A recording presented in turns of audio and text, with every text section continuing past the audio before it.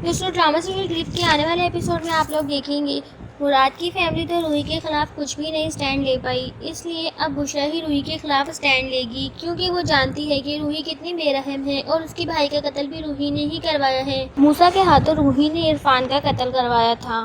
ये सब कुछ बुशरा अच्छी तरह से जानती है कि रूही कितनी लालची औरत है।